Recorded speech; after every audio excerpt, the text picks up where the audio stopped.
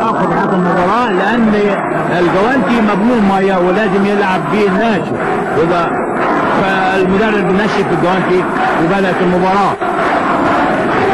بدأ الجمهور يشجع لاعب محمد عطية، وهو لاعب أسود ولاعب مثل مصر في دولة لوس أنجلوس، ولاعب متولين قدام. بدأ الهجوم محمد عطية، هجوم مكثف منه يمين شمال يمين شمال، والاثنين في التحام داخلي طلعوا بره تاني.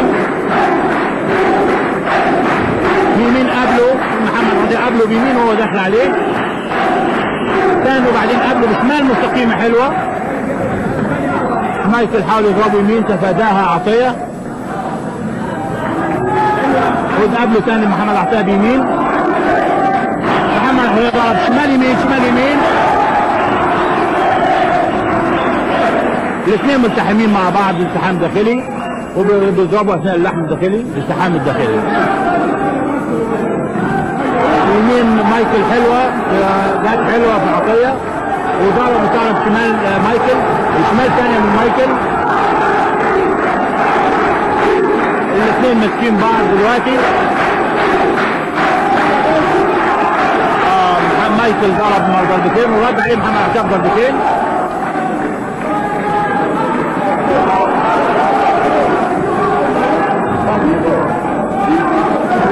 الاثنين في التحام داخلي دلوقتي.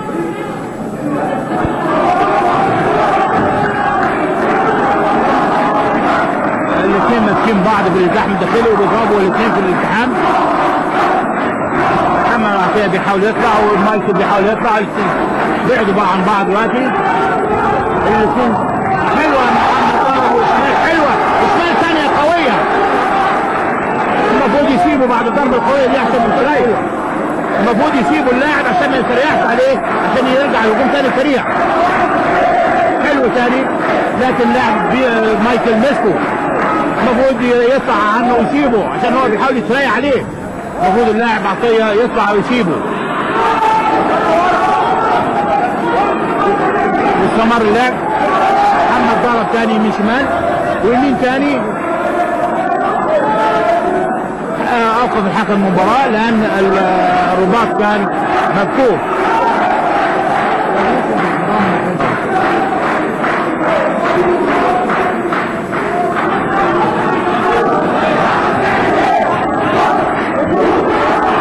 برافو، ضرب مجموعة محمد عطية 3 ضربات متتالية ويمين ضربتين ثاني وضربتين ثانيين وصعدة حلوة. الاثنين بالتحام داخلي ثاني، مايكل بيمسكه عشان تعبان، والشمال قوية من محمد عطية.